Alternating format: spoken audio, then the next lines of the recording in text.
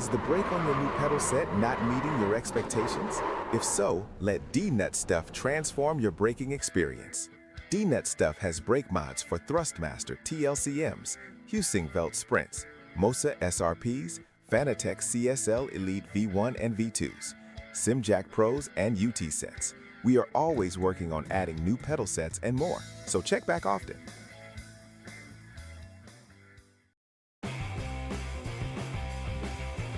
Ricmotech high-performance sim racing equipment.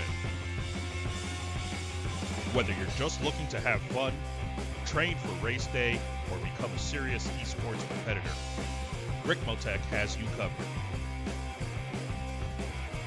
Hundreds of name brand parts. Support from experts that love sim racing. Trusted by the pros. There's only one place to go, ricmotech.com. Does your feet hurt after a session of sim racing? Are you tired of the distraction from sore heels? If so, D-Nut Stuff has the solution for you. Our heel pads add support and comfort for your feet, so those long races are no longer painful.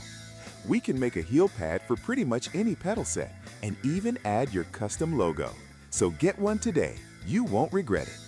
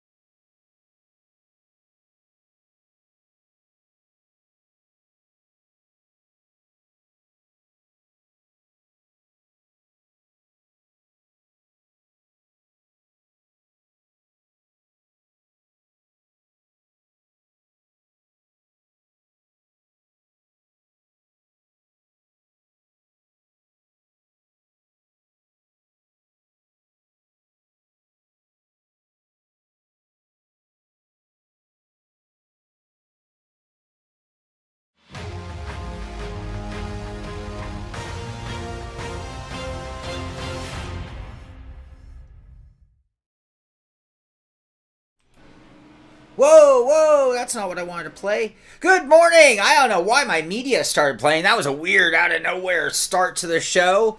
Good morning, happy Friday. Welcome to the Pit Stop, where we are here to drink a little bit of coffee. I got mine right here, or whatever you drink. It's my night. They might be a little stiffer than my coffee here on a Friday night especially. And hang out and talk about some sim racing news and what's going on in the world of sim racing. I'm here with my good buddy, Ameer Assad. Ameer, K. Paso, how are you? No, I'm doing good, man. It is Friday. We're back on the same time, too. Like, we both did our daylight savings time, or whatever you want to call it. So we're finally back together again. Like, the last 2 weeks were kind of rough. It is. 2 weeks ago, I made it. Last week, I didn't make it because of the time change. Because I have to, like, rush from work. And then in order to make it in time for the show, and with that 1 hour difference last week, because normally I have to work like maybe an extra 30 minutes here and there like every other day at work, so I can leave work early on Fridays and make it for the show. It was like, oh, crap, I had a bunch of other things to do, and I couldn't save up the 2 hours to leave work extra early to make it. But hey, we're back. Back to normal. On my end, it works terribly on the road racing league because it pushes it back to where it overlaps into lunch. Then it sort of like screws up me like doing it, it just severs the second half of the day. And the weekend is precious when me and my brother can go riding our motorcycles. So anyway, back to normal is great for me as well. This week was an interesting week in sim racing because once again, every sim did a massive update or announcements of what's going on.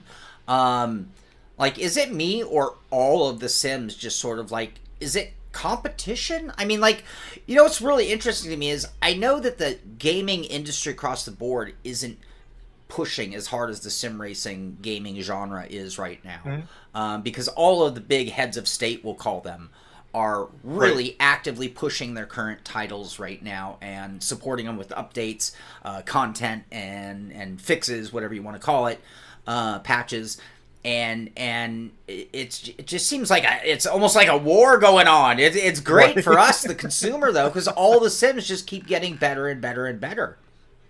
I mean, yeah, no, I agree. They're getting, but the only thing that sucks is like, friggin' like how am I gonna have the time to take a look at all these titles? Like, I barely, because of Sebring, like I barely had any time at all to take a look at Project Motor Racing 2.0, which I don't know if I'd call it 2.0, but that's in the video, and which we'll get to later. But then like now LMU released an update, and AMS2 is about to release an update.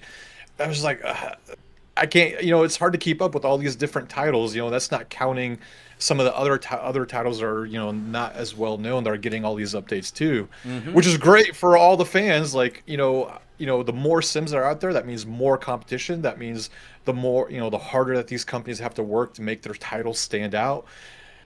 But I think for you and me, it's kind of like, well, crap, like, which one now I gotta pick and choose which one I gotta take a look at, or do I which video do I have to release first to get it out there? So like, okay, all right, let's take it one by one. It is so hard to keep up, right now. Oh yeah, indeed. All right, well, this is a busy week for us, man. It is. I am, and I'm a little behind, so I'm just gonna call it from now on. I'll just refer to it as a vacation. I had a 1 week off a couple weeks ago, and then from there we had Sebring, which I was playing the catch up game. Honestly, I missed a week of practice, so I had to kind of double up in order to make sure I wasn't the embarrassment of the team. It took a lot for me to do. Don't worry, that was me. No, nobody embarrassed the team. We had a release. I was looking at it. We had a really solid team of consistency. There was not a huge, one thing I don't like, and there's no avoiding this. This isn't even a shot at anybody. What's difficult, not what I don't like. What's difficult in endurance racing is you get used to certain cars. And you're like, oh, this is the way they behave, or this is the pace they keep, or where they feel cool making a dive bomb pass. The big cars they make a pass whenever they want, right? And so when driver changes happen, and there's a massive difference between driving styles or pace in what you know the car, you know the paint scheme, you know the car number, you know where they are on the grid, and then it's all of a sudden everything's out the window, and it just it can be very hard to deal with. I feel like our team was really solid. Like, we all were driving similar lines. I noticed I took a tighter line than you guys, like in Sunset, but like I just didn't feel as comfortable on the outside. So if I went outside, I had to go a little slower. So like when getting passed by the LMPs, I had to push outward, which meant I had to be ultra conservative because I was very afraid out in the rubble and bumps out there. But we all drove really consistent lines, and our lap times were actually pretty tight between the 4 drivers in our car. So yeah, I thought there was no weak link, and I was definitely set up to be by myself. There was a weak link. Oh, you're right, but it had nothing to do with drivers. Yeah. Well, it might have had something to do with drivers, but not car drivers, right? Right. So, all right, we're going to come back to that in a minute. We're a little ahead of things. I want to get some good mornings to everybody out there in sim racing land, just to see where you are. If you haven't yet, please say hello so we know you're here. If you're here for the first time, let me know where you're racing out of. I'm fascinated by where our viewers are and where sim racers are in the world. It's a really cool part of sim racing to me. But good morning, Andrew White, John George Hill, Caitlin. Good morning to you as well. And Hinchy's here, and Callum PC Deadman. For some reason I call you PC Deadman, which is really funny because you're PS4. He keeps on changing his name. He was PS3 Deadman, then became PC Deadman, then became PS4 Deadman, was PS5 Deadman, and now we went to Xbox Deadman, and now he's back to PS4 Deadman. All right, so it's not me. I just call him Deadman. There we go. You know, I should do that. I should just start calling him Deadman. That sounds weird. I don't like those words coming out of my mouth, though. He's very indecisive when it comes to what gaming platform he wants to be on. So I just call him Deadman. PC and PS4. Those are the official ones. Okay. So I am right in calling you PC Deadman. It's just that usually when I'm calling you that, you're actually going by PS4 Deadman. So, all right. You kind of already mentioned it. I want to come back to some of the effort, some of the things that we put out. It's been a big week for the Simpit as well, as we kind of had a slowdown. As I always talk about feast or famine, or the roller coaster ride it is at doing production, where sometimes we get lulls and then we get overproduction. Anyway, we had 2 videos come out this week already. And let's start with you. So we had the Project Motor Racing 2.0. Mm-hmm. Is it deserve the name 2.0? I understand why they called it 2.0, because it signified a change in an attitude or philosophy in the way they Project Motor Racing. Because I mean, I'm being brutally honest. When it first launched, it was terrible. It was not a good sim. It was not fun. It had a lot of bugs, a lot of graphical issues, crashes. And it felt like, I can easily understand why people were just not playing it. The 2.0 to me, it wasn't that big of an update because it didn't really apply to all the vehicles. It didn't really apply to the majority of the game. They did the changes to, for example, like they revamped the Mazda MX-5. So you should be happy about that, Sean. They revamped the NGT class. They added the GT500 pack, both the old school GT500s and the new GT500 EVOs, which are a blast to drive. But there's still a lot of issues with it. Like, and I explained in the video, like the GT3s, to me, they just don't drive like GT3 cars. It's really a hit or miss on a lot of things.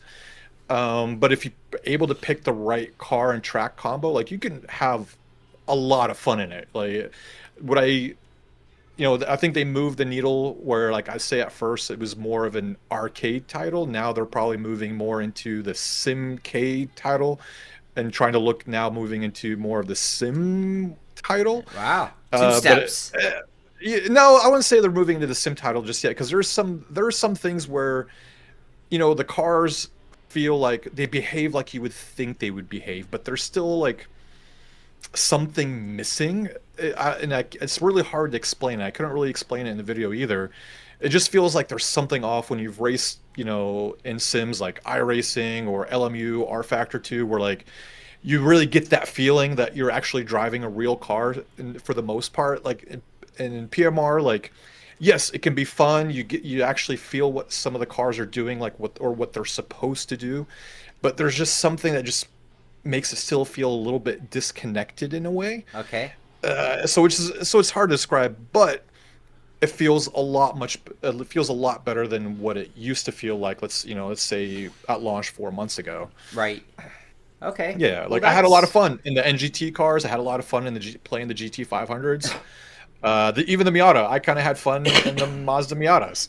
I should have never said that to you. Damn it. No, but that's important. That is important. Yeah. I mean, each car is there for a particular reason. Yeah. Not everybody should jump into an LMP on their first year of sim racing. Right. I mean, even in sim racing, that's the thing. I'm not saying you can't do it, but if you want to learn the proper techniques of racing, it doesn't start by jumping into the deep end of the pool. Right. So King Shaun, wow. no, I can't have that kind of responsibility. No. Dager, I see you came in. Good morning to you out of Fort Wayne, Indiana, and thank you for telling me. I knew where you were, but I appreciate you putting that in there for us. Star Fox says, Solar Crown is breathing a sigh of relief with Ameer's rant. No comment. And Caitlin, no comment. And Caitlin says, but how do the curbs feel? The curbs are about, no, I wouldn't say 7% worse than AMS1. I'd probably say maybe 10% worse than Rennsport. Okay. That's maybe, yeah. Okay. All right. Because that was literally the only good thing about Rennsport was curb feel. Right. So I'd say maybe it's about 10% less. Like you'll see here, like for example, and I kind of point out in this video, like the difference in like how sometimes the car feels so well connected, and sometimes it just feels like what the hell just happened. Like I was racing the Miatas at Lime Rock. Feels perfect throughout the whole entire racetrack up until you take that right-hander and you go up the hill. There's like this. Feels like there's like this little itty bitty bump right at the top of the hill, and if you don't let your foot off the gas just a smidge, it's gonna take you to the far right and you're gonna hit the wall. Like and it's nearly impossible to control once you start getting into that slide. So like there's still some quirks to it, but overall, I mean, it's getting better. Okay. And that's why I put, it's getting better, but there's still a lot of issues. Okay. Very, very fair assessment. A couple other good mornings. John, I think I already said good morning to you, but he says he would look at a new sim like one would look at a new restaurant. You give it a chance, and if it doesn't come through, you're not likely to go back to that restaurant. I think that's a fair assessment that a lot of people use, and that's one of my concerns for early access in some cases. Yep. Will they even go back again? And I'm guilty of not going back to restaurants for a second try. Good morning, SMG Music. Good morning to you. Andrew out of Lima, Ohio. Right on. Driver 69, good morning to you. The curbs are yummier than ever. Yummy curbs. All right. Right. You're referring to those sausage-style curbs, I assume, then. Yeah. But that goes into a question I have, because this was one of the comments that was made in the video, and not really what was asked in the video, but this is a question for you, Shaun. This is a question for people that are watching. All right, everybody, listen up. Question time. For you, when it comes to a racing title, what, in your opinion, what makes it a sim racing or simulation racing title, and what makes it an arcade title? Okay. And I mean, and to be fair, I don't know if we can take the time to go into all three, and then even that middle ground of that Simcade title, what defines the difference between the three. Okay. I'm going to stall just for a minute, Because, again, one more time. Hit us with the question one more time, Ameer. I want to hear everybody's thoughts out there. I don't want to just blindly answer this. I mean, I have my answer. But go ahead. One more time. What's the question? So, yeah, for the question is, when it comes to a racing title, what, in your opinion, what makes it a simulation title and what makes it more of an arcade title? Okay. Like, what is the kind of the recipe? Like, you don't need to get specifics on the ingredients, right? Yeah. We just need, like, what are some of the recipes you look for that distinguishes it from a simulation and an arcade? Yes. Driver 69, I'm going to address what you said first, because that wouldn't have come out of my answer, by the way, so I appreciate it. Without accountability, there is no racing, aka sim racing still does not exist. Well, we do have accountability, though. Safety rating, iRating, and almost all the big players are now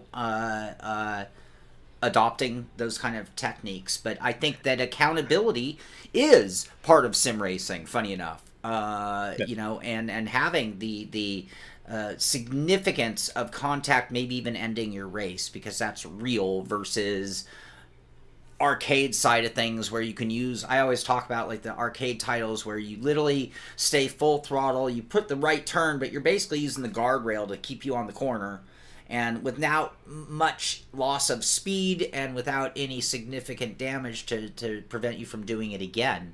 Those are the kind of things that would define an arcade title to me. Things that just have no consequences for your action, so no damage model whatsoever. Generally speaking, if you can play it... Now, this excludes the people that have the dexterity to just be magical with a controller. But for the most part, if you can play it well with a controller, chances are it might be an arcade game. Now, what defines a sim to me, and I'm going to keep this really brief.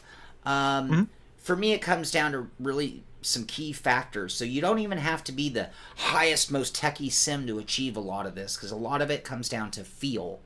I want a front engine rear wheel drive car to feel and drive like a front engine rear wheel drive. I want a mid engine car to feel like a mid engine car and behave, because they're distinctly different platforms and they have characteristics unique to themselves. Same thing for a rear engine, a Porsche, older Porsche, before they kind of started moving the engine a little more over or in front of the rear axle. I want different car models to feel and drive distinctly different also. So if you are someone who's had an opportunity to drive some of these cars, the flavor of the car should be as distinct as the difference between Rocky Road and chocolate chip ice cream. And so, yeah, these are some important things. From there, it moves into, I guess we could call it tire contact, what I feel in the steering wheel, the predictability in the type. I mean, if you've driven a fair amount of cars, like maybe cars, street tires on a racetrack is actually kind of interesting because they're very flexy and they don't perform. You get into race tires and you start to feel what a real stiff tire and how it handles and how it changes the behavior of the car.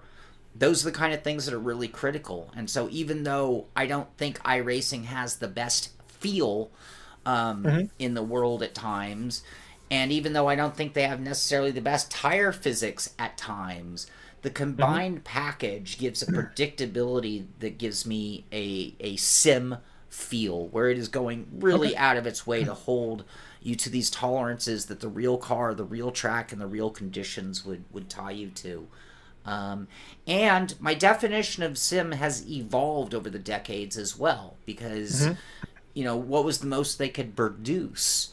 And when it comes to simulation, the other thing I'm going to say is I don't really care about graphics. Graphics aren't part of that need. Right. It's cool when you can pretty it up, but how the timing, the handling, and the likeness to the real models is what's critical to me in that. And I could probably go on for an hour on this. So. No, yeah, I just wanted like a quick down and dirty, and just want to see like what what other people think too, because I mean and this is I think everybody has a different definition of what is a simulation and what is an arcade. And you kind of hit it too. Like for me, for example, like the best for me, the sim, it depends on how it feels and how the cars behave.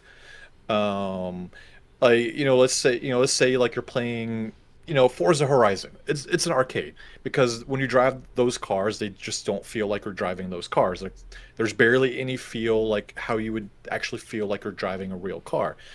Um, where you get into, like, for example, iRacing or LMU, R Factor 2, like those cars behave like what you would expect in real life, and those skills transfer over, like from can transfer over vice versa, to where if for me example, like I can do a couple laps on the Nürburgring. I'm like, all right, next week I'm going out to the Nürburgring, do a couple laps in the sim, and like I'm kind of caught up. And now I go out to the real track, and now I know what I'm expecting. And yeah, like in physics, like somebody pointed out physics, but what if they have, what if they have the best suspension physics? What if they have the best braking physics, but the tire physics are terrible? Does that take it away from being a sim? I think there's too many variables, and it's really left up to what sensations do people get out of sim. Like I always hear that argument of iRacing's the best sim, or LMU is the best sim, R Factor 2 is the best sim. Well, really, it just comes down to me personally, I think it's what you feel and how you feel and how what the sim is providing you in terms of car communication, track communication, for you to be able to, know how to handle the car and actually go out and be able to drive it like how you would drive that car out in real life. Sure. That's good. So the problem then Callum, it becomes, are we talking racing sim or driving sim? Because for the most part, we still have to leave Beam in the category of a driving sim. So, good morning, Joa. Good morning, Brian Ostrike. By the way, I see both of you have come in. Good morning, Double Dragon. How are you? Yeah, I a lot of it for me is also intention. What are they striving for? What type of game or sim are they trying to do? Because, and I think what Driver 69, what you said is very relevant, but like, we're still not there. Real world is dynamic, very fun. Racing tiles are still in a vacuum, or, I kind of summarized there, which is very true. But it's something that right now, I think that's where we are on sort of the crest of that next advancement. And we're seeing a lot more randomness put in without it being that old cheesy randomness of, the 80s and 90s where you just get an engine breakdown for no reason whatsoever. But more like random weather, marble buildup, sims that are acknowledging things like flat tire, flat spots on like your tires. Spotting. Yeah. And again, this is where I look at this week and we're looking at updates across the board, sim by sim by sim by sim, and they're each, again, pushing each other. Because I'll tell you what, the flat spotting of tires is going to be a really big deal. And anybody who's really raced anything for real and has accidentally flat spotted their tires will know the miserable condition that one bad braking moment can do for the next hour of your driving, and enough that you're complaining about the car to the team, and that's so critical to anybody to that happening in real life. And so the games that are doing that, the sims that are doing that, are going to really force the sims that don't to start doing it, because it's going to be that next step of realism that we demand. Weather. I'll tell you what, during the Sebring race, with endurance racing, the last few endurance races that have gone on, weather's been a significant factor. Oh, yeah. Can your guys drive in the rain? Because it could rain at any time. And we're going to switch to rain tires, but you can't change the car that much, right? And then we're going to start, the heat changes that we saw during our race literally was going to cost drivers as much as I think it was as much as a 2-second a lap penalty Close because to it. Yeah. we were up at like 120 track temp. Yeah. And then it cooled back down to like 85, and all of a sudden lap times were dropping back down 2 seconds, 3 seconds quicker. So that is the beginning of us getting to that more realistic stuff, and it's something that I really want to see from all the sims across the board. I mean, like, yeah, some people mentioned, like, you know, you got to take temperature, humidity, wind changes. You know, I think, which is, yeah, all great. I would love to have all of that stuff, like, you know, the atmospheric pressure changes, you know, how weather kind of relates into the sim, because it's not just about the rain, right? And that's not just the temperature. It's about a bunch of different things affecting it. Or, you know, when you're flat spotting, like, what, you know, there are some races where, you know, some drivers were like, their cars broke because their tires were so flat spotted it tore the car apart. Sure. But I at the moment, like, when you look at how real race car teams, when they have simulators, you know, they have multiple PCs that are running. You know, they'll have one PC that's all about humidity, one PC that's about temperature, one PC that's about, you know, different variety of things, and then they combine it all, and then you get to where they can get the best representation they can get of real life. So it's going to be, for me, it's going to be a long time before you can do all that on one computer or one server. But I think, like, majority of the sims, they give us, probably at the moment they're hampered by technology, but they're trying to give us probably the most bang for buck when it comes to, like, you know, the physics changes when it comes to weather or other stuff too. Like, you know, a game engine can only handle so much when you're trying to do everything in one engine, versus in a real simulator, you've got multiple engines that are providing all those inputs. Right. You know, if we want to really take this to the next degree, if we're talking about humidity and temperature changes, you know, if you're driving any old school car, carbureted, like the next endurance race is actually the GTP and the Audi 90. Actually, those are 1990 vehicles. Those might actually be fuel injected now that I think about it. But if you went even one gen sooner, everything from that point further back was carbureted. And, you know, if we change humidity or change temperature 20 degrees, we could be talking about a car that's making peak power to almost stalling out as you jump on the brakes at the end of a straightaway. Yeah. You know, and just flooding out on that, you know. So that would be like, you know, if you really want to start going into the details of, you know, and that's the other thing that makes it a little harder. I think if we want to be realistic and really, like, what do they have to achieve to do these things? Well, a lot of these things create a chain reaction of other things that would then be affected as well. And we could be talking little things to big things, but, you know, lack of grip is obviously going to torture the suspension less. Yeah. Extreme amounts of grip is going to put more stress on the suspension of the car. You look at real life races, we've seen races where a car failed for no other reason than an A-arm broke or came off the car. Yeah. You know, these stresses cause their own results. Now, I can tell you something else, though. I remember for Formula One, the game, when they begged and begged and begged for the safety car, and then as soon as it was there, everyone was like, "Oh man, turn that off! I don't want to run around." You know, so some things are like, be careful what you wish for. Yes. If we start getting too realistic to where, like, your carburetor settings go out the window, or your suspension fails because you've created so much grip that you're putting structural load on the car. People are going to be outraged if all of a sudden they're out of a race because their A-arm failed. You know, I guarantee you, adding too many real-world factors would come back to haunt the simulation as well. You know, in the case of it, we saw it. Yeah, go ahead. I was gonna say, we saw it with iRacing. You know, everybody. For how long have people been asking for rain in iRacing? Right. Like, for years and years and years, people, rain. We need rain. We need rain. Right. They brought rain, and you know,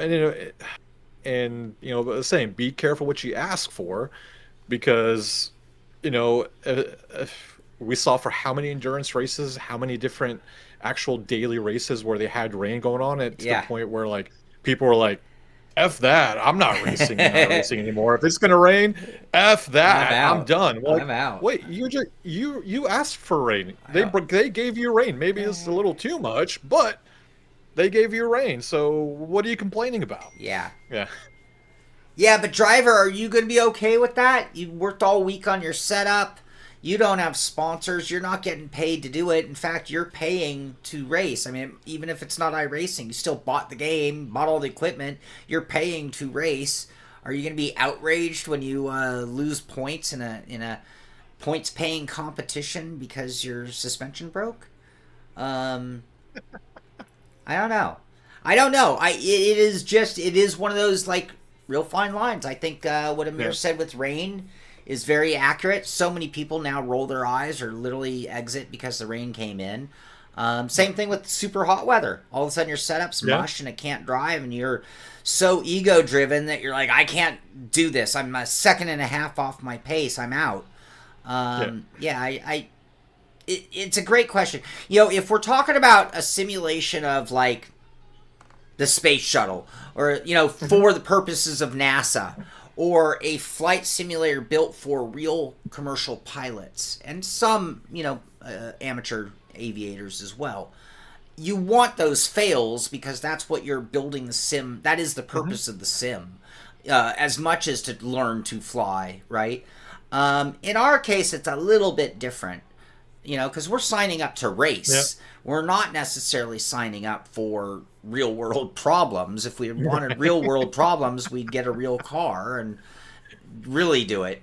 You know, I'll tell you what, in real life, there's nothing more miserable than working on a car for a couple of months, showing up to the track and having it break down an hour later. Right. You know, that is, you want to see a bunch of really pissed off people. Yeah. Run that play. Or you show up to race day and your car can't even leave the pits because it's still broken. Yep. Or you didn't pass tech. You know, I've had a car not pass tech, and it's like, cool. Yep. Now you're scrambling. Can you get it done and even through tech again, or are you just out? You know. Right. So all right. Enough of that. Great question though, and I think that question, had we asked it 5 years ago, 10 years ago, 15, 20 years ago, that each stage, it would have been different. The answer would be different because we would have kept getting better and adding more to our sims, you know. And when they ask the basic question of what makes a simulation, well, I think that some of the games that years ago I would have said they could be no better than Simcade at best. Yeah. And on that, I would say like Gran Turismo and Forza. And I'm just saying it because they're restricted to a console, which means they're programmed to work really well with a controller, even though you can use a steering wheel. But I think that they've even evolved enough that it would be fair to call them simulations. And before I'd go just throwing them into the Simcade category, definite, you know. I mean, you better watch out. You're going to have people at pitchforks at your door right now. Well, I mean, they don't have damage. They don't mean... Gran Turismo doesn't have damage, right? I think Forza does. Pretty sure Forza does. Yeah, but... I mean, they have some version of damage. I don't know if I would call it like what you would see in iRacing, but they have some form of damage. Right. Yeah. All right. And again, like, and that's where, like, and before I clarify, I don't think there's anything wrong with a game being a simcade or a simulation or an arcade. It's just find whatever makes you happy and enjoy it. That's, to me, that's the number one thing. Like, this is why I love that there's so many sim titles out there, and it kind of mind boggles me to see so many people spending so much time on this, in this fake universe, this fake cyber universe, complaining about other sims or putting down other titles. Like, dude, just instead of doing that, wasting your energy doing that, go enjoy iRacing, go enjoy LMU, go enjoy Gran Turismo, like, go and have fun. Like, why are you going online to vent your anger when you could be channeling it something much more positive? Sure. Mind-boggling to me. Sure. Mind-boggling. I think the other thing is a lot of the people who get caught up in this debate or naming are probably people who go back all the way to the era of, like, Grand Prix Legends, You know, and into the late 90s era where it was like, okay, so you had Jeff Crammon's Grand Prix, you had Papyrus with NASCAR Grand Prix Legends or NASCAR 2003 or the previous version. 98 was sort of a weird one. But when you're looking at that era, because the opposing games were like Need for Speed, you know, and it was like there was a very clear line in the sand. Like, this is serious, this is fun. This pays you with grief and failure and DNFs, and this rewards you with money and career, you know, mode. And so I think a lot of that really is sort of an old school way of looking at simulation too. Yeah. You know, and they're all simulators in their own way. All of them are simulators in their own way. Even the most arcadey game, you know, even iRacing Arcade is a simulator of sorts. It's simulating motor racing. Now, is it doing it super accurately? Right. Well, not as much as iRacing, you know. You do get slowed down if you go off in the grass. I mean, there you go. It's but no, like, and I look at and see, and I was like, as you and me were talking, I was looking at everybody's comments. You know, everybody brought up something different too, but when you correlate all the comments that people put in, like, it all comes down to really the same thing. Like, how much can you simulate real life motor racing? How much of that real life aspect can you bring into the sim? Right. It was great. I love seeing everybody's different points, everything that they brought up, which is, thank you guys. Yeah, I really appreciate it. It's interesting to see like what people kind of prioritize over other things, which is great. With nothing wrong, it's perfect that everybody has their own prerogative when it comes to what they consider the deal breaker. You know, when you're categorizing a title between a sim and an arcade. Right. Yeah. All right. Okay, moving on. Other video of the week for us, and I'm not going to take a lot of time on that. Lambo. Lamborghini wheel. Interesting, you know, because I had reviewed the Assetto wheel, which was $1,300 and was like made of some very, very fine high-end pieces. This surprisingly is like almost the opposite. This is $399, and it is a good rim, and it shows its inexpensive price in a few different areas that we've already covered. We did the bongo last week. I saw you play it like a bongo. Yeah, It's got a little bit of a resonance to it. I think that's the word. Yeah. Now I was gonna make the comment, like, it looks a lot like an Audi wheel, not a Lambo wheel. Well, that would make sense, sort of, right? I mean, there's a lot of overlap between Audi and Lamborghini. As much as like Audi and Porsche used to have back in the day, right? Or Volkswagen and Porsche back in the day. I actually like this rim quite a bit, though. So even though, like, I go back and forth whether I like displays and lights flashing. Yeah. Because usually everything I need is up on the screen anyway, which is more where I need to be looking. It's just a super clean wheel. It's giant, so it's 340 millimeters, which means, like, I did a oval race last night. Instantly comfortable, even though it's a Lamborghini wheel in a Toyota NASCAR truck. Sean's trying to bring a Lambo into NASCAR. Let's do it. Yeah, I mean, but used to make tractors. That's how they got their start. Yeah. So it's sort of ironic. We're not above being in NASCAR. I'm not even a giant Lamborghini guy. You know, like in the Lamborghini Ferrari war, I'm kind of more of a Ferrari guy. That might be changing, though. Ferrari's kind of, I don't know if they're staying with it or I think Ferrari's a little confused right now. Like, they don't know. Like, they're so troubled with advancement with where the new era is going, you know, and I don't know. Yeah. Lamborghini. I think all supercars are getting confused. Well, because they're all ridiculous. Yeah. I think all of them are getting a little too, I don't know what's the word. They're just, I would say they're getting a lot of really confused in what they're trying to be. Like, are you trying to be like that raw supercar you would see in the the 80s and 90s, or you're trying to be like this very fast, highly sophisticated machine. Right. Yeah. So I might have made a mistake on the video though. So I said that there are no buttons like this on the back of the Lamborghini wheel. Mm-hmm. And I looked at a lot of pictures. It was hard to find really good reference photos. It was even hard. Like, I did also mention, like, these paddles are the same shape, but the real Lamborghini ones are like those sculpted, curved, formed carbon versus blades, right? So the silhouette is right, but the shape is not. It was hard to even find that photo, but I couldn't find any photos of buttons on the back of that wheel. And then somebody then said, no, it does have those buttons, just like the Audi R8. So I didn't know if that is true or not. I thought this was straight out of Moza, mine, not Lamborghini. Oh, okay. So I don't know if I got that right or wrong. I might have gotten that wrong. But I had no way. The other is I looked very hard to confirm.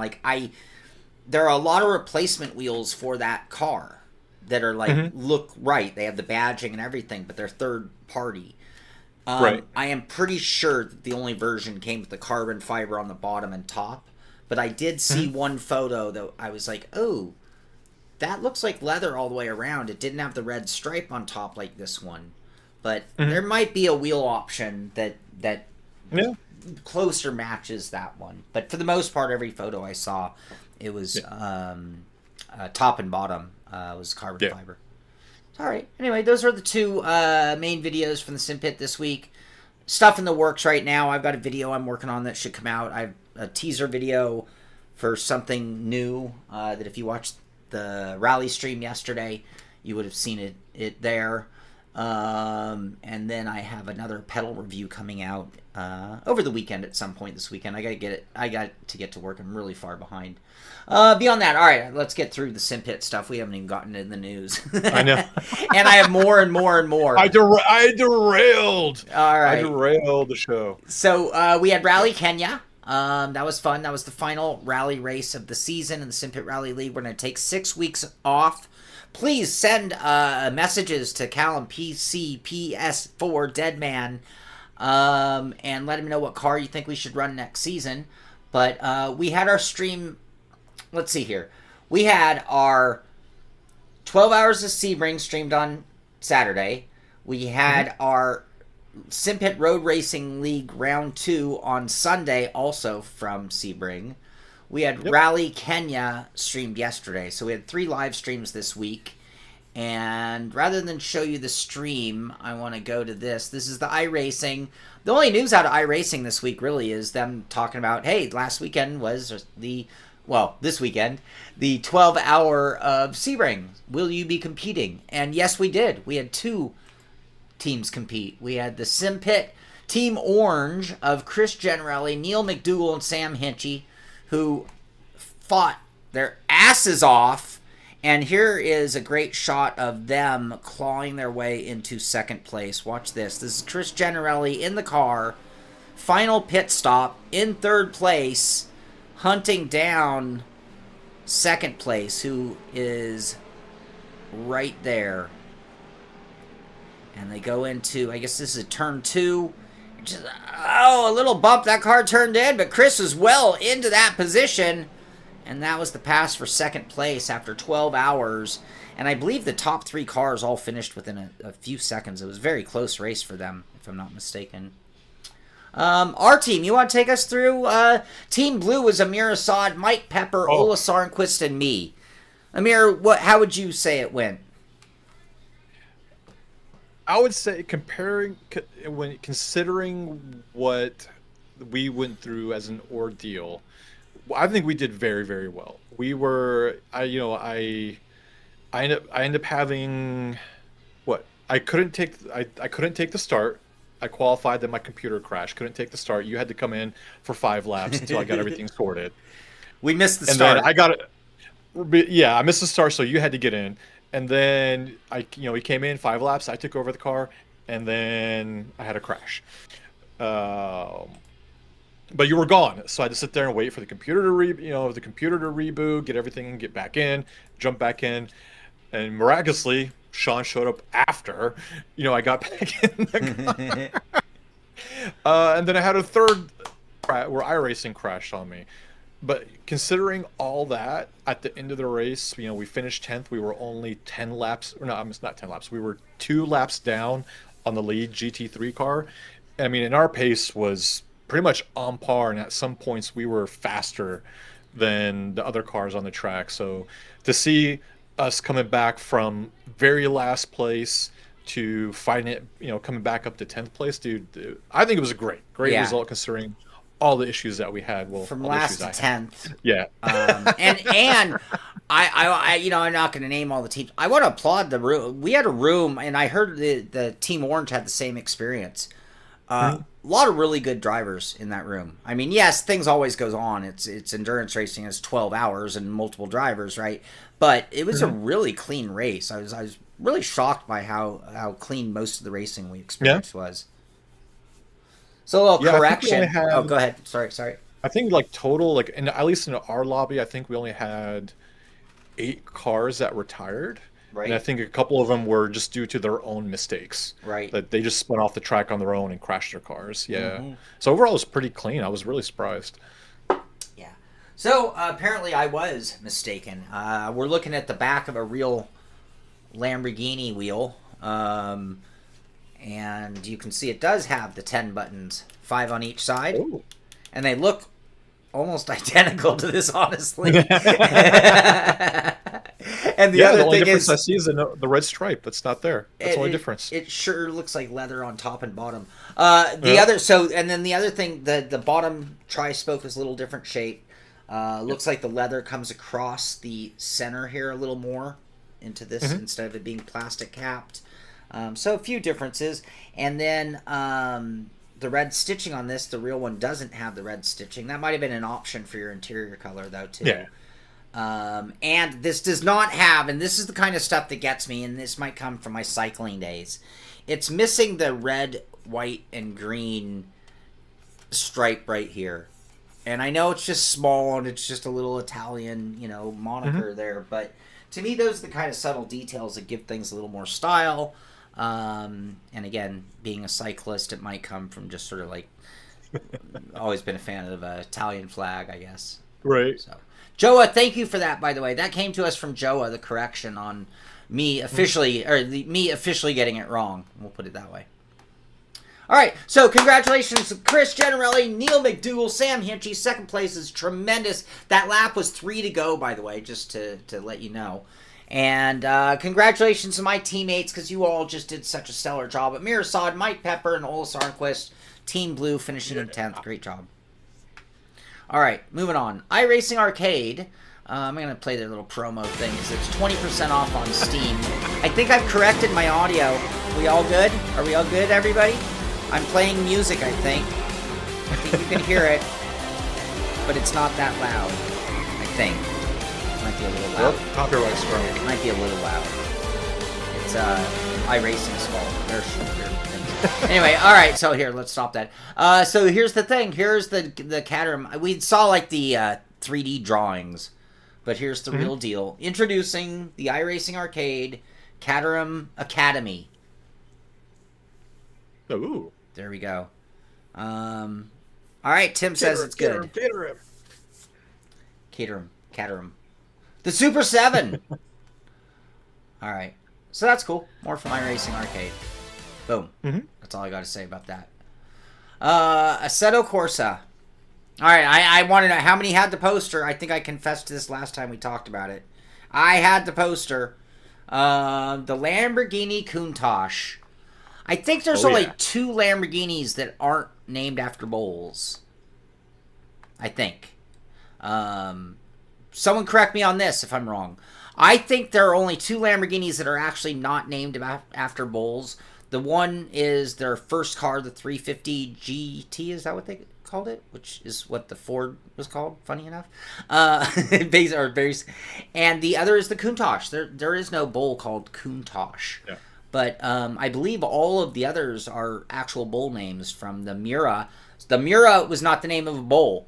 The Mura, for those who don't know, the Mura is the name of the ranch that produces like some of the most notorious Spanish fighting bulls. So the Mura was named after the ranch, and then the bulls after were actually famous bulls. So yeah, I did a little. I was gonna do a little thing because I was gonna do a little thing, a cold intro on the Lamborghini wheel originally, but I was so far behind, I had to kind of like just dump it.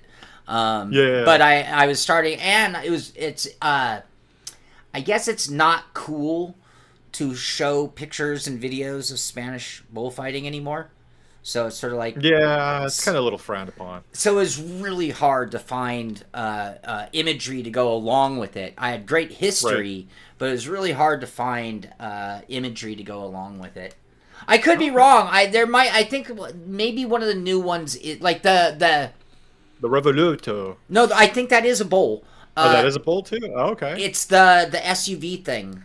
The Urus? Is it the Urus? Oh, that doesn't count. But that had a... That's not a Lamborghini. But I think there was a tie to it. I can't remember what it was. It might be like Urus means something, but it was like the same traits as what fighting bulls are known for or something like that. I forgot the Lamborghini Audi R8.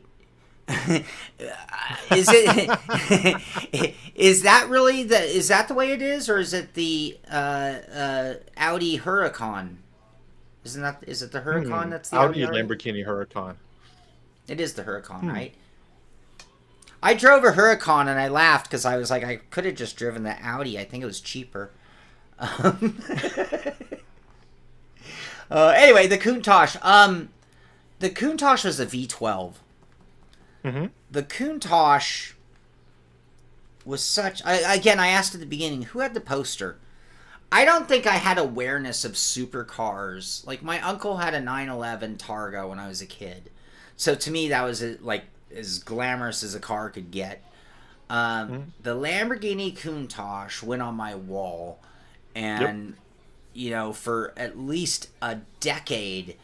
it was the most iconic car in my world. I mean, Cannonball Run. I mean, like, how many... It was just such an iconic car. I remember I saw one at a shop, and it had Campagnola wheels.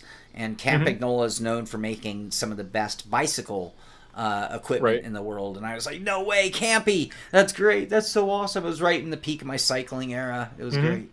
Anyway, all right, the Countach. So, in the next update to Assetto Corsa EVO... will be the Lamborghini Countach. Yep. That's cool. That's not in a lot of sims. It is not. So, that would be a unique experience for a lot of people. Oh, yeah. The Lamborghini Urus is the GOAT. I wonder how many people are going to complain that it's undrivable. Because in real life, it was kind of undrivable, too. Oh, yeah. Well, it's like a all-or-nothing engine, isn't it? Yeah. Lamborghini Uruses are everywhere. I understand in LA, here's what people are doing. Here's what the young people do now.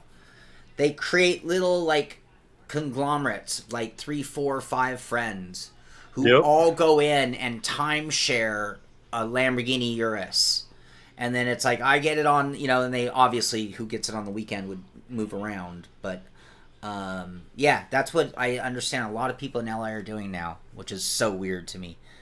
The XJ220. Remember that? It was like $1 million car, and the only thing you could do with it was race it in their little racing series. Like, they weren't even really fully street legal, were they? I don't think they were. And the 993. Yeah, 993 is a tough car. All right. Who says that about the Volvo XC90? That was me. That's you. You know That's what? Me. I don't disagree with you. The Volvo makes incredible cars. All right. I know. Le Mans Ultimate 1.3 is now live, and there was an Easter egg in this update. So, our latest update is here with new content, updates, and a full list of improvements, plus an early Easter present free to all players. And what was that? That was the wait, where'd it go? Oh man. Drum roll. Come on, Cole. Wallpaper. I missed it. What's this? Here we go. I knew I had it. The GMR 001 hypercar. So the Magma Racing hypercars officially landed in Le Mans Ultimate. This was their little Easter egg. Free. So if you have it, you got the update. You also got the car for free. You didn't have to buy it as any kind of content pack or any of that kind of stuff. Mm-hmm. So pretty cool. And another substantial update. There's already a patch for the update. That's when an update is real. It's not when the update comes out. We can get excited when the update comes out, but we all know perfectly well when the patch to the update comes out is when it's official. It's interesting because, I mean, when do they race? They race in 2 weeks when WC season starts, and that's where Hyundai is going to make its debut. Somebody had to drive it early before even you see it in real life. Somebody had asked, what are the odds that IMSA makes it into LMU? There's a lot of licensing behind that. There was an interview. This was quite a while ago because LMU did a survey. So 3397 did a survey asking people what they would like to see come into LMU. Like one of them was ELMS, which is the European Le Mans series, the Asia Le Mans series, classic Le Mans cars, and IMSA. And he kind of talked about IMSA for a little bit. A lot of it comes down to licensing issues because they already have the licensing with WEC and the ACO, but now they have to try to get the licensing agreement worked through IMSA to try to bring them in. He's like, it's a little bit more complicated. It might take a little bit longer than people expect, so don't expect it anytime soon, but there's a potential for it. Right. Okay. Yeah. So everybody's debating the best SUV. I'm just going to give you guys a quick SUV story. So back when I worked at Jim Russell Racing, one of the parts of doing a driving package there would be a track drive with the instructors. So what they would do is take the class. There's a bunch of people probably never been in a race car. They're going to get in the little car, not the big Skippy. Or not the Star Mazda, sorry, not Skippy, that was a different school. And they're going to drive the little Mitsubishi. But before they get in the car, they get them all suited up, and then they load them all into Mitsubishi Monteros. This was, back in 2000. And the driving instructors, who know the track perfectly, would then take them on a track tour so they would know the layout of the track. But the instructors thought it would be more fun or funnier to give them the scare ride of their life. So they're in these Monteros, which are terrible cars, terrible SUVs. And they are just pitching it around corners with a car full of people who are about to go out on the track. I think it was to get everybody to calm down before they got in the race car themselves, maybe humble them a little bit. Anyway, and the reason I said that story is because when I did a track drive at the last racing school I went to, the instructors did it in a Macan. That's the sportier, right? The Cayman's the bigger one. The Macan's sportier, I think. Yep. And it was not even scary because the car was so competent on a racetrack that it wasn't even sketchy at all. The best SUV is a Miata XLW coming in 2027. No, Mazda makes the best one. No, you guys got it all wrong. The best one is an MX-3. What are you talking about? The 3 Series. That's the best SUV on earth. Is that it? What do you call the ones that aren't lifted? That's not lifted. That's a station wagon. Mm-hmm. It's not really a SUV. I think for an SUV, you got to be on a certain size wheel.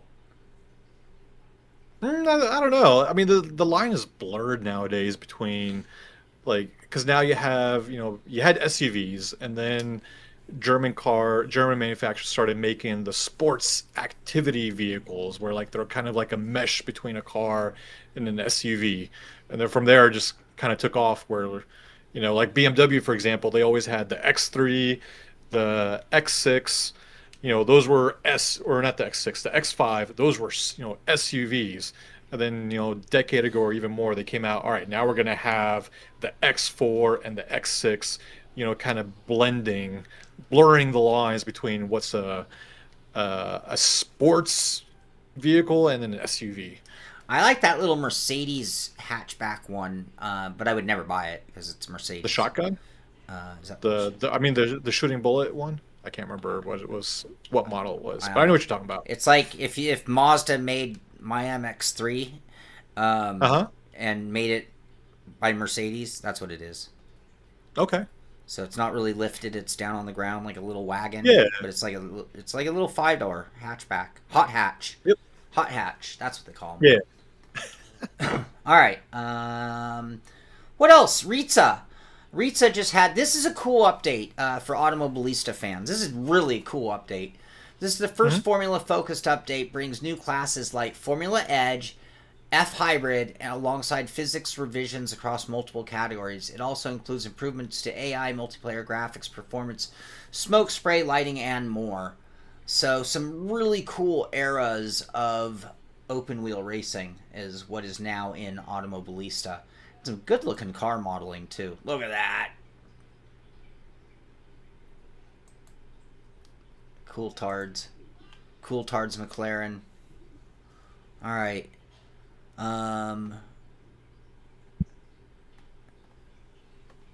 Yeah, I agree with you there, Joa. And ours is certainly just a unibody car, not a truck frame.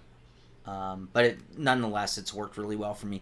But I don't abuse it like it's a truck. That's the difference. If you're in a car SUV, you better not be treating it like it's a truck. And I think you're right. Original SUVs, Yep.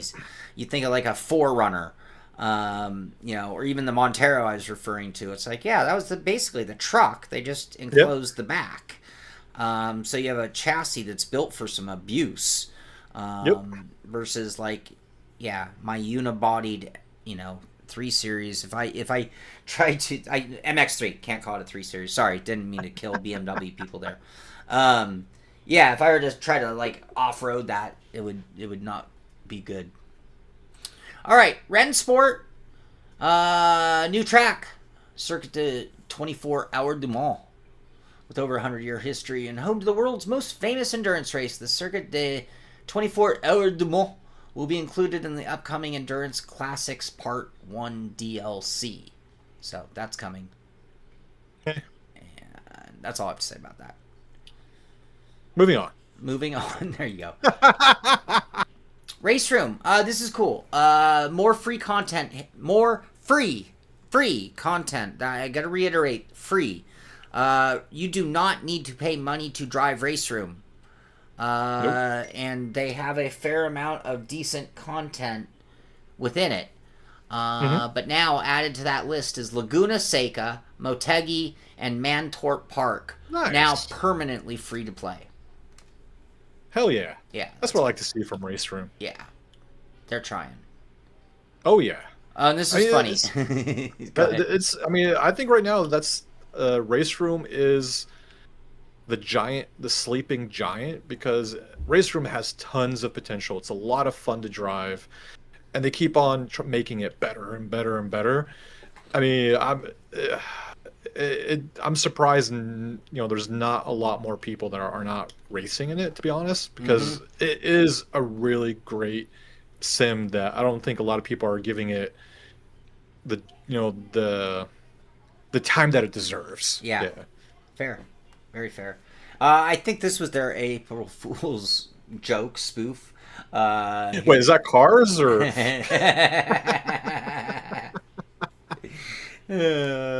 Too funny. I did not see a lot of spoofs this Halloween, this April Fool's. It was a little dry out there, a little weak. Right. I put up a weak one. Mine was weak. So is that how your Miata is going to look now that you got a 50 series card? You can use the LSS 5? Is that how your Miata is going to... I would if I could. It would just piss people off that much more. All right. How many of you knew where Sturgis was on the map in the world? Did you, Ameer? I've heard of Sturgis. I don't know. I've heard of it. It. Yes, I've heard of it. Iconic motorcycle thing. I know it's in South Dakota. You got it. I did not know that. I did not know that it was South Dakota. I had a buddy that was from Sturgis. That's the only reason why I remember it. Wow. Yeah, I've known about it forever. Just never knew where in the world it really was, and I'm not really a Harley guy, so I've never really had interest in going. But it's cool. I mean, anything like that is really, really cool, where you have a huge gathering, right? Anyway, today, SCS Software shining a light on another batch of settlements coming South Dakota and American Truck Simulator from Redfield to Sturgis. Discover towns packed with charm, culture, and scenic drives. Cool. You've been to Sturgis during the week or just in general? Because it is a place with or without motorcycles. And then we also have this look at this is Amsterdam. I want to go to Amsterdam. Of course you do. Why would Shaun go to Amsterdam? I don't know. It's one of the places in Europe I want to go. It's a country I'm fascinated by. Let's say you might want to go there before they ban everything. Especially us. Get a first look at Amsterdam and the IJ Muiden Ferry, both rebuilt from the ground up, and our Project Benelux rework coming as a free update for all Euro Truck Simulator owners. That's cool. You went during Sturgis. That's cool. I would like to do that, but I'd probably get run out of town. I don't think they'd like me. I might not like them. I don't know. Peggy. I'm an adventure rider. I know if you're a sport biker, Harley guys still mess with you. Which is sort of funny because your average Harley guy is now more like Jay Leno than some Hell's Angel type, to be honest with you. Right. But they still are notorious for being sort of trouble on the road for sport bikers. Now, luckily, because so many of the Jay Leno Harley guys have taken on to adventure riding, we're not getting harassed quite the same. But still, I'm an adventure guy, and that's a weird micro niche of the motorcycle world, and the adventure bike crew is notoriously Silicon Valley, so it's sort of weird, and I'm definitely not a Silicon Valley type, but yeah, it's a weird group that because I remember we were in a force and we came across a bunch of loggers, and they were quite happy with the concept of running us off the road, and it was oh, they really don't respect us much. Right. And then my buddy who's been doing this a long time, it kind of explained, it's oh yeah, well, because it's we're known as the Silicon, we're just the rich dudes dabbling in motorcycle adventure fun, and I'm oh, that sucks, because that's certainly not my story. My last dollar is in my back pocket. Bong and a Blintz PS4. So let's say you're not Hell's Angels, you're more like the Wild Hogs. Yeah, definitely. Me, for sure. People should know what I'm talking about. What a great comedy movie. Yeah. So, Project Motor Racing, the GT500. What were you saying? No, go ahead. Oh, okay. No, you're good. PMR, the GT500 Legend. Ameer covered this in his video. Japanese GT500 pack brings two eras of Japanese GT racing together. 5 modern GT500 machines, 4 JGTC era icons, and the Takamiya circuit. It's actually Okayama, but they misspelled licensing. Oh, licensing. Oh, well, aren't they the ones who did the other misspelling? I was well, they could have done that. Yep. Godspeed, they do. It's a gorgeous bike. Now, to be honest with you, and not to take anything away, because it's a gorgeous bike, if I were going to do a cross-country tour, it would be oh, do I want to be cool and do it on a Pan America, or do I want to do it on a Goldwing where I'll just be super comfortable, right? But the Pan America is technically a adventure bike, but at this point, all of the big adventure bikes, which is the BMW 1200 and the KTM 1290 and the Pan, all of those giant bikes are just not well suited for off-road. So if your adventure ride is all about fire roads and even some light single track, Those huge bikes just can't do it. Now, on top of that, I am tiny when it comes to motorcycles. I can barely fit on my little 390. There's no way in hell I could hold up a Pan America off-road. I mean, I could drive one on the street, but off-road, no way. Right. No way. Joel, I'm moving on. I'm done. But it'd be a great cross-country bike. That would be an epic cross-country bike, the Pan America. Mm-hmm. They're so gorgeous. One of the best-looking bikes on the road, I think. Mm-hmm. Thrustmaster. We teased it, I think, a week ago. The EVO Racing ecosystem is here. Pre-order now, available on May 6th. So it's the EVO Racing Hub. This is exactly what we saw like Fanatec and other companies. EVO Racing Hub, and then 3 different wheel rims available, and an analog lever set add-on if you want as well. So sort of build your own wheel kind of concept. Mm-hmm. Now, personally, I'm not taking off 6 bolts to do a wheel change between races. So if you're the kind of person... Here's my thought on these all of them, because everybody makes a hub-style option. Here's my opinion. If you're the guy who has your heart set on like a certain rim, like an MPI or a Momo, this is a great option for you. If you're the person who races oval in the winter and road racing in the summer, this is a great option for you.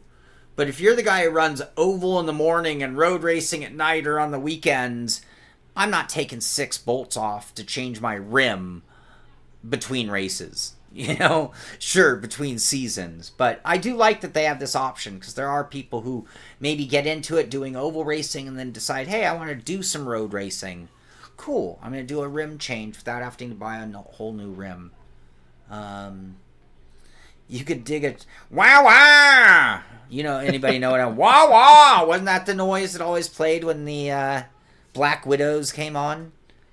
I think so, yeah. I cannot see a trike on the road without thinking of that big fat dude from Every Which Way But Loose. Just impossible. Yep. Like, no matter how cool you think you are on a trike, that's what I see. So, all right. Sim Magic. They, I hope if you're on Sim Magic, you updated to the V3. I'd love to know people's thoughts on their presets, because I think Sim Magic really, really nailed it with their presets on version 3. There was an update to the update, though, so now they have version 3.0.1 for SimPro Manager. It's a chopper, baby. That's Pulp Fiction. Zed's dead. Yep. Not a Harley guy, but my brother and I have been thinking about like renting a couple of Harleys for a day just to do it, right? And not giant ones. Like, I mean, I don't know what the equivalent. I don't know anything about Harley, like the Sportster level, whatever the cheap Harley is. It's the one that kind of actually the cheap Harley is really cool looking. It's kind of like an Evel Knievel shape to it now. But yeah, I want to ride a Harley once, just to experience it, sort of like driving a hot rod. That's how I look at them, you know. They're like a bucket with a blown 350 motor in a T bucket, you know, just a ridiculous setup, but really cool because it's loud and it's fun and awesome in that way. Maybe not the best actual performance, but like really awesome in that. So yeah, I wanna ride a Harley. All right, Simpit Road Racing Series. Last week we were at Sebring, back to back for a lot of the endurance racers, and Chris Gianarelli putting the most practice to proof to practice here, winning the event at Silverstone. Chris Gianarelli winning the race. Joe Antonio fought hard. They were very close at the end. Well, you wanna refresh the page. I do. You're on Silverstone standings. I did this too early. Maybe. No, Silverstone. I forgot to update the standings. I updated it while you and me were talking before the show. Oh, gotcha. But the results were up, but the standings are different. No, because if you look at the track rate, why does it still show Silverstone? Yeah, it still shows Silverstone. Yeah, let me double check. If you put it in front of him, he'll read it. How does the line go? I can't say it or I'll have to do push-ups. And F you, San Diego.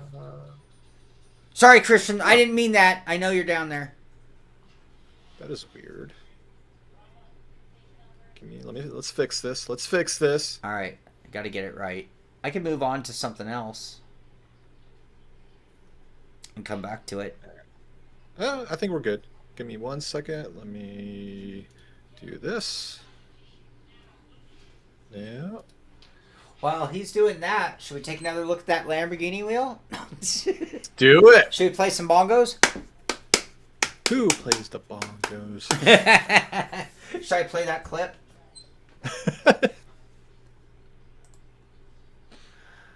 Oh my, what is going on?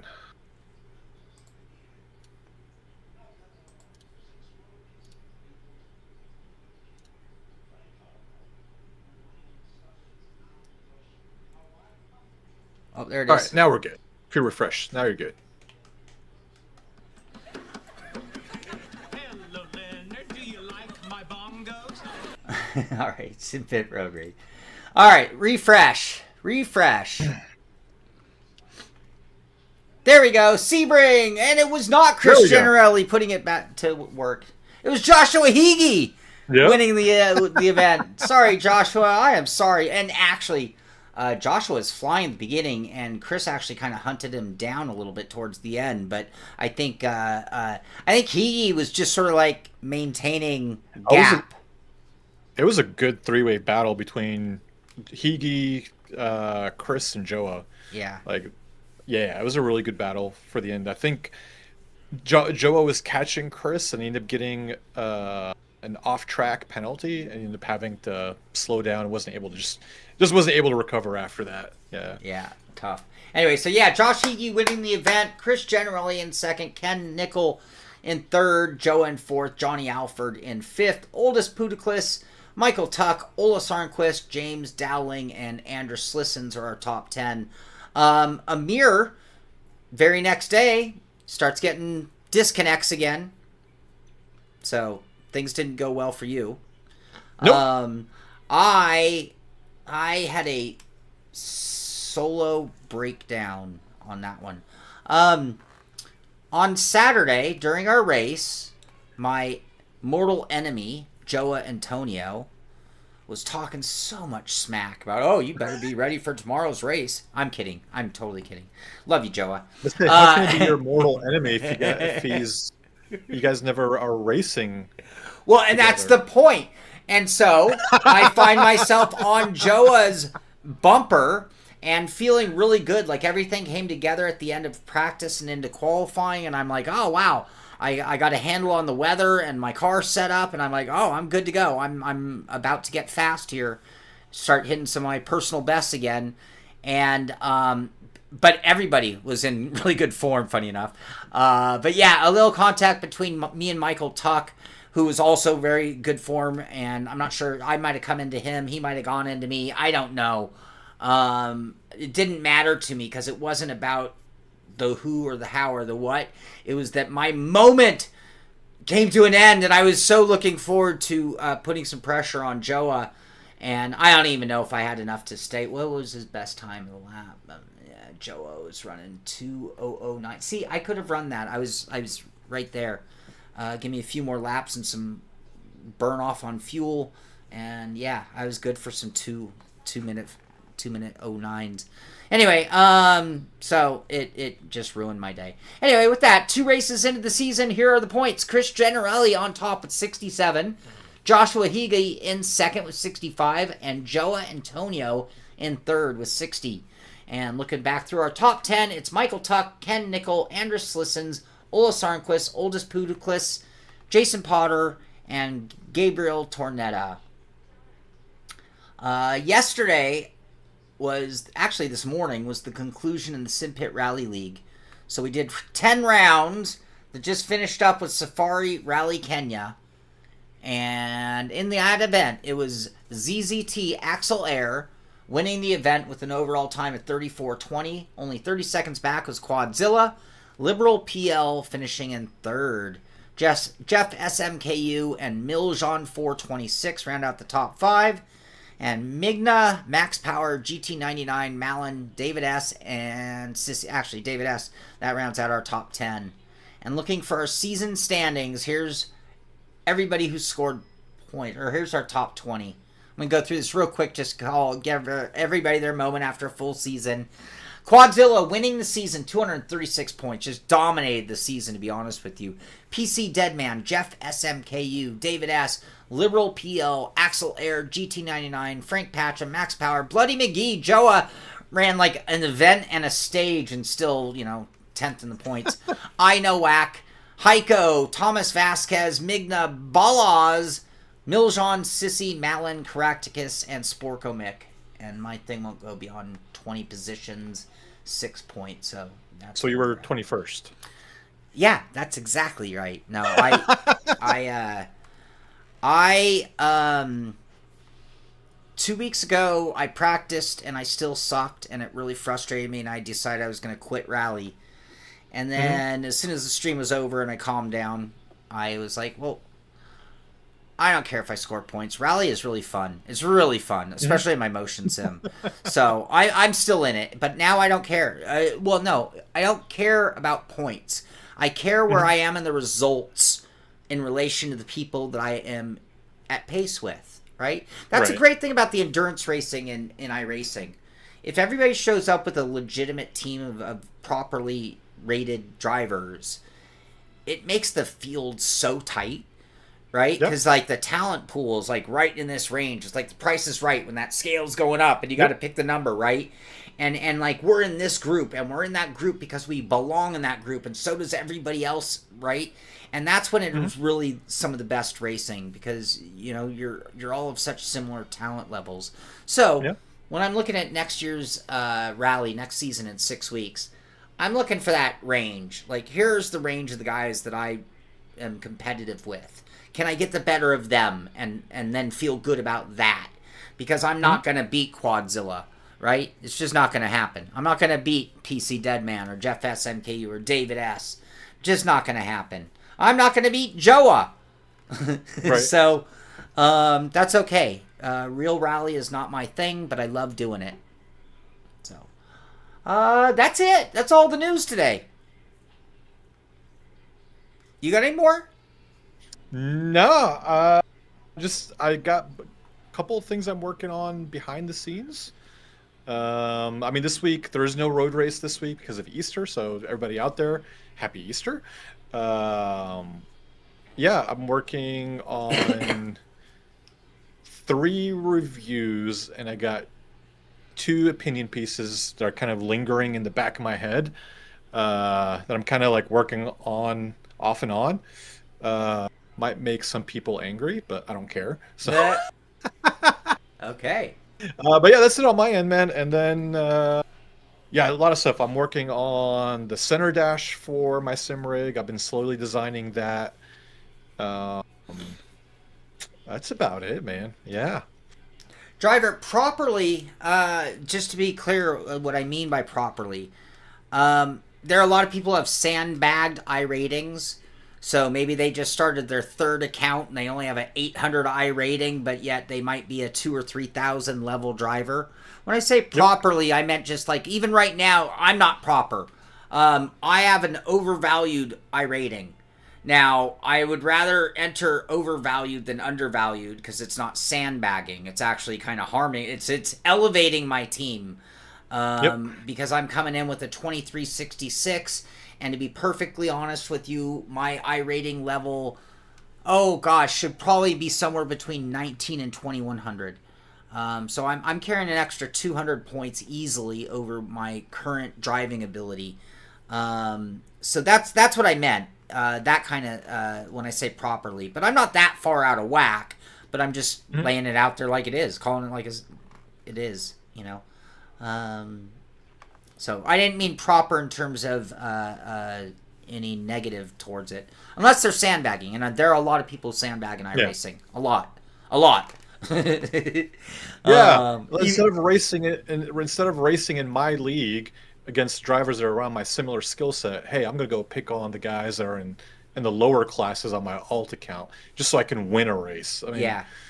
I wonder do people really get satisfaction from doing that? I don't know. I wouldn't. I wouldn't. Like, I mean, when I was a child, I would have, right? But after I grew up, no, that wouldn't have cut it. Those phrases like, how do you look in the mirror? How do you sleep at night? You know, it's like, if I won by any method of cheating, there's no honor in cheating, right? That's the thing. Yep. Unless we're talking about a contract, unless we're talking about millions of dollars, and I'm not justifying it, I'm just saying if money is the purpose, that does change things slightly. But if you're just in gentleman's racing where no one's going to get sponsored or picked up or a prize, well, then it's only for honor. That is our currency, right? It's honor and how our rivals perceive us, I think, is what it's all about. Yeah. So, all right. Well, I think that's all I've got. Anyone out there? Anything? Any last thoughts, comments, gripes, desires, needs? Let us know now, because I'm going to take a swig of coffee. And then I think it's about time to get off the air and get back to work. I'm working on the Moza SRP2 pedal review is in the works. I'm working on my little teaser video of my new gloves and shoes. Oh, the ones that are sitting next to me? These? That I've had for over a week? I just got mine a few days ago. So I ordered these, everybody has a range, like depending on brand. Yep. So I can be anywhere from an 8.5 to a 9.5 shoe. I ordered these at like my larger dimensions because I didn't want them to be small. And they came in a tiny bit big, which is fine because that's what I ordered. When I put them on, they're a little loose. And I was like, ooh, I don't know. And then I actually raced on them yesterday, and it was nice because they are loose, it gave me a lot of really good articulation. Yeah. And so I was super duper comfortable, and they're tight enough that they weren't moving around, or like I didn't have heel slippage or any of that. So anyway, at first when I first put them on, I was a little like, is this right? And then it turned out that they're perfectly right, just right. If that was a real car, real shoe, I would have gone 2 sizes smaller. But that's because real car foot boxes are really small. You don't want any extra, I can't put extra spacing on my pedals to accommodate my fat shoes. In a real car, I will go and if you go to a driving school and you're getting equipped, they're going to tell you the same thing. Especially if you're like a size 12, they're like, anyway, you can fit in a 10 because getting 12s in that foot box is going to be a nightmare. So that's another reason why they like little drivers, by the way. It's the feet. it's not just the height, it's the feet. Right. Just put them in the dryer. But the graphics, did you not see these awesome graphics? These are so bitchin'. So, and I have my gloves. Where are my gloves? I don't know. Gloves don't show off as well because they get all like scrunchy. Yeah. Yeah, they're my gloves. Badass. I wore those yesterday. Yeah, so I tried them out yesterday, and it all worked. They got a nice touch finger, which is nice. I could use that on my new motorcycle gloves do that. My old ones didn't. So, all right, that's it. That's all I got. Ameer, last thoughts from you? I'm good. Have a great weekend, guys. Have fun racing. Yeah. Get out there, do some sim racing. No Simpit road racing series this week. We're taking the week off. It is Easter Sunday, so for those who celebrate Easter, have a great weekend. Enjoy your festivities. I'll be doing my own celebrating. I'm not a big Easter guy, but I'll be doing my own celebrating on Sunday. But we will not be doing the Simpit Road Racing League, but we will be next week at Algarve. Yep. I never remember Algarve by name, and then I get on the track. I'm like, oh yeah, this place. We raced there. I think we raced there last year preseason. It wasn't even that long ago that I've been there. So, anyway, let's see. Just put them in the dryer. More Shaun show and tell Fridays. Yes, We'll do more. We'll do more. All right, everybody, have a great weekend. Get out there, do some sim racing. Thank you for hanging out with us and talking sim racing. And, of course, if there's anything you think we should talk about on the show, hit me up on our Discord channel. We have a sim racing news spot where if you have things that you want us to talk about on the show, for sure you can put it there. And if you're interested in the Simpit Road Racing League or the Simpit Rally Racing League or any of our endurance teams, I think the call is going out for the next race for Nordschleife. Open to everybody? It is. No. Next race is the IMSA Classic. Are we fielding a team on that one? I thought it was up in the air. I think we have a couple of people that are interested, but yeah, Laguna Seca next and weekend. The Nissan GTP and Audi 90. And that's next weekend. And then I know we're going to be opening things also for Nordschleife coming up. Afterwards. Yep. Yeah. So, all right. So, yeah, get into our Discord if you're looking for any of that. That's going to do it for this one. Have a great weekend, everybody. This is the Simpit. I'm Sean Cole. That's Ameer Assad. And we will see you on the track. Bye-bye.